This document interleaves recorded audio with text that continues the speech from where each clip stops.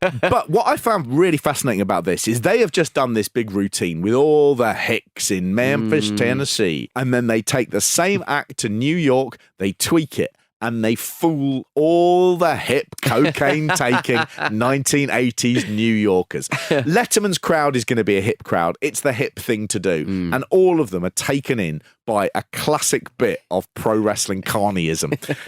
Lawler is just the greatest person to have done this at the time. There's no other pro wrestler who could have gone on Letterman.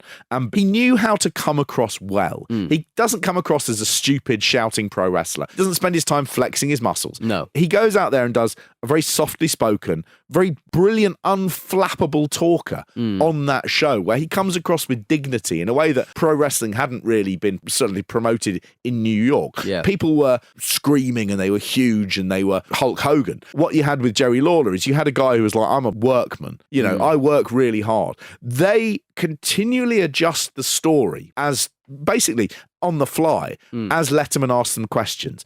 And this is the greatest piece of worked pro wrestling that's ever been.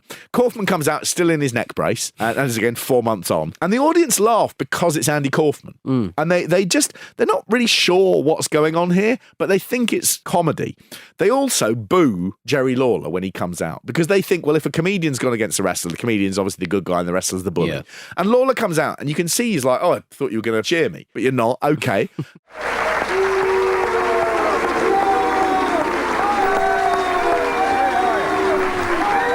And Lawler has to win over that crowd in the confines of that interview, which he does brilliantly. He's so good with his lines. He has so many good lines that fit naturally into what Letterman asks him that the audience are just like, this guy is absolutely brilliant. You see, I think when Andy was born, his father wanted a boy and his mother wanted a girl, and they were both satisfied.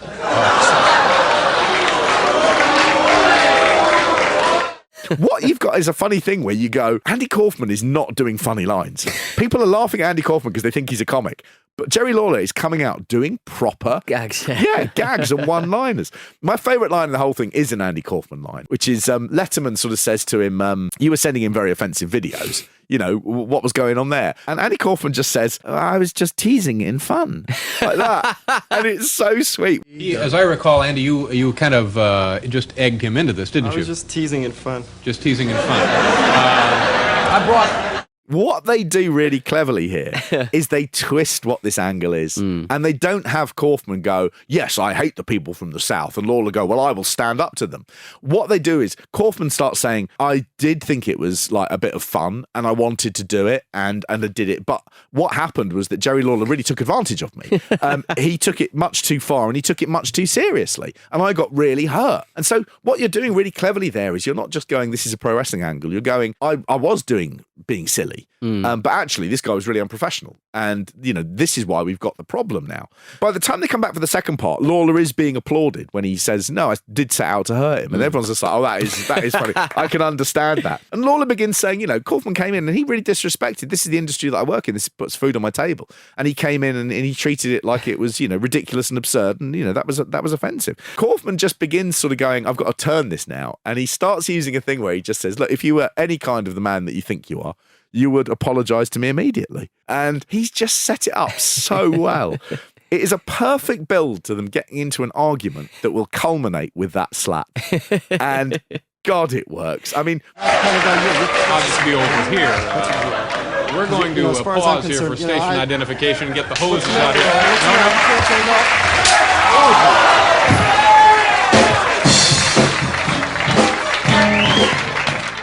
There's the bit where it really goes off where Kaufman is getting agitated and it is such a good performance that you just feel a bit uncomfortable that he's beginning to go, I think you should, you know, really apologise. I think you should. I think you're horrible. I think you're really horrible. And he says a beautiful line. He says, I could have sued you, but that's not the kind of guy I am. And Lawler looks at him and there's a moment where Lawler just goes, I'm going to nail this. And he says, what kind of a guy are you? And it's a hint that, you know, you're this weird, you know, possibly homosexual effete sort of New York oddball. Everything in those short words is perfect. It's the greatest body blow in a comic setting that you can ever see. The crowd love it. Lawler is a better comic on this night than Kaufman, which is ironic. There's a line earlier there where he says, I wouldn't come to try and be a stand-up comedian in New York, but you think you can just come and be a wrestler. And on this night in New York, Lawler is a brilliant stand-up comedian. As they go to the break, Lawler just absolutely slaps Kaufman.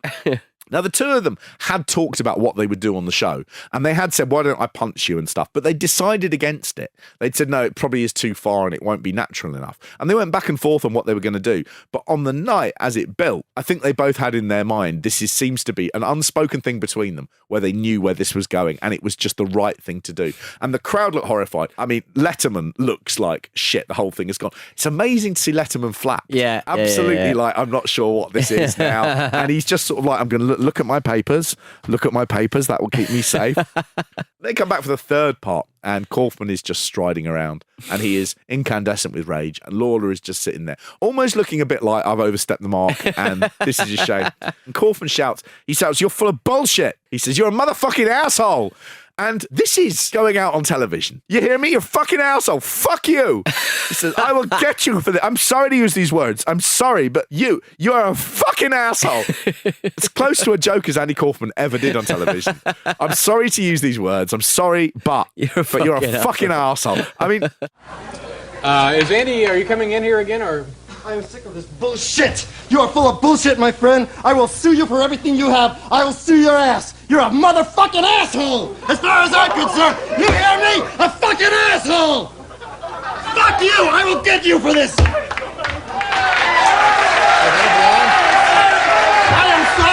am sorry to use those words on television. I apologize to all my fans. I'm sorry.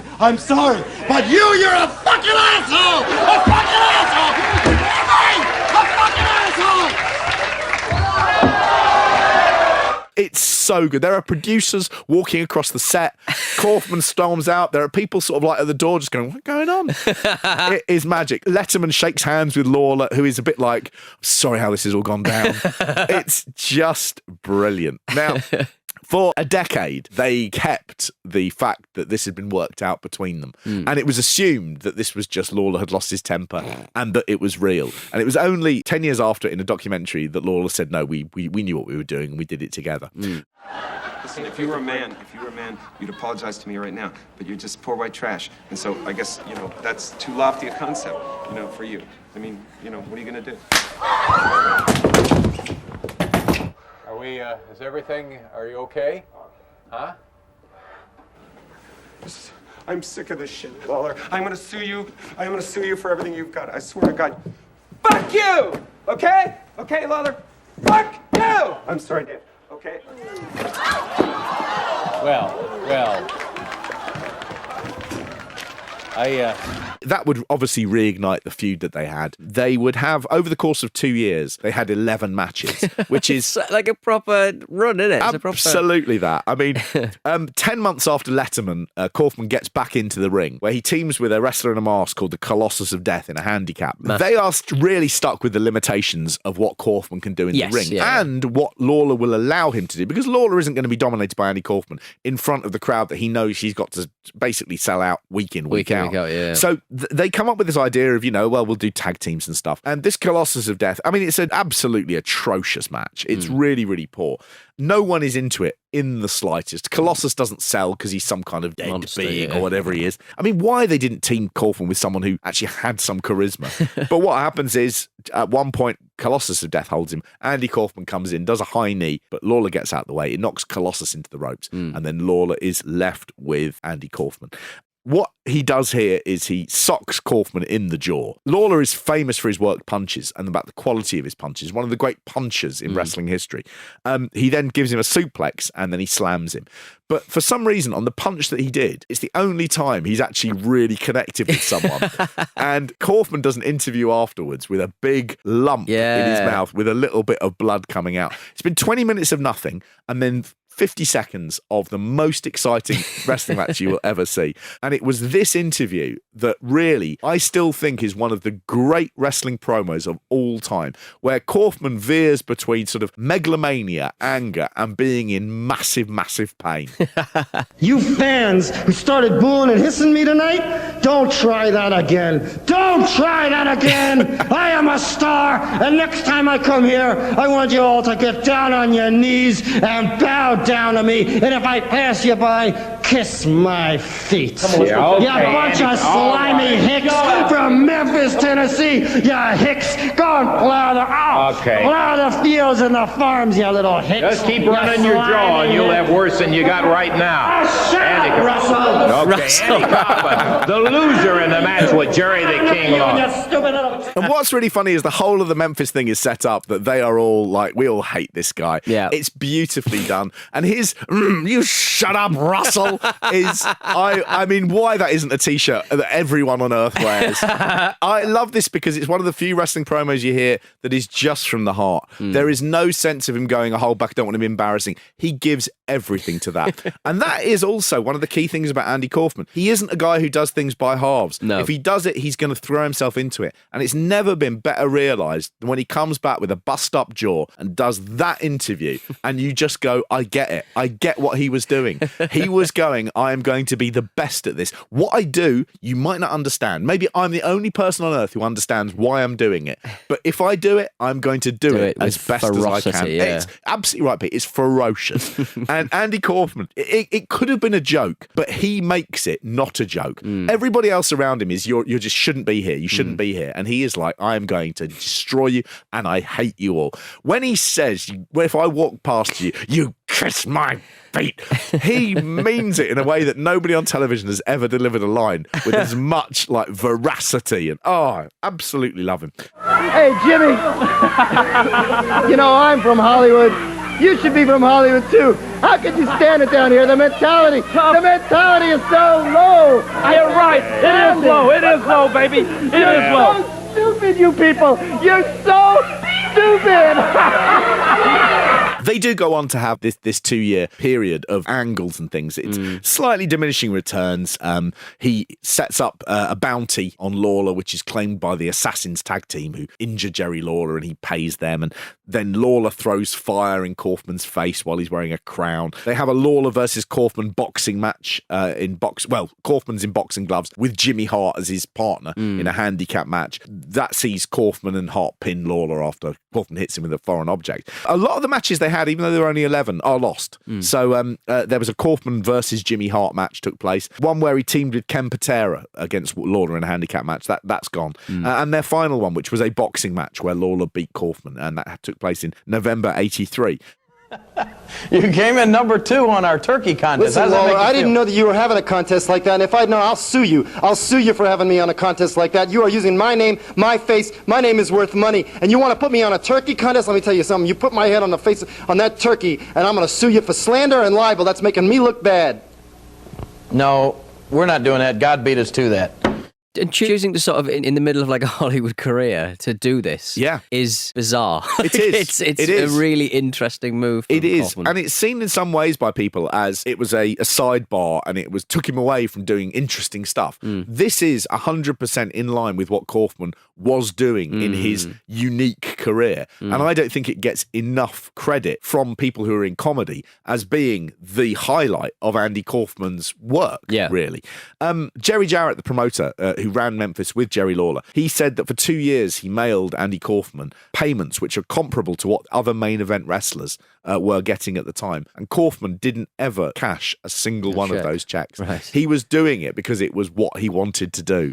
In 1983, Kaufman went on to make a parody of the then very popular film, popular is hard to say, the famous film My Dinner with Andre. Yes. Have you ever seen My Dinner with Andre? No, I've never seen one. It's like a joke. I've seen a parody There's of it. so like, many parodies of it. Yeah. And I did watch it once, many years ago, and it's really captivatingly enjoyable. It's just two guys going out for dinner and having a sort of like long 90-minute conversation about everything, and you get really drawn into it. Well, Kaufman did a parody of that called My Breakfast with Blassie, where he took Fred Blassie out and they did a parody of that.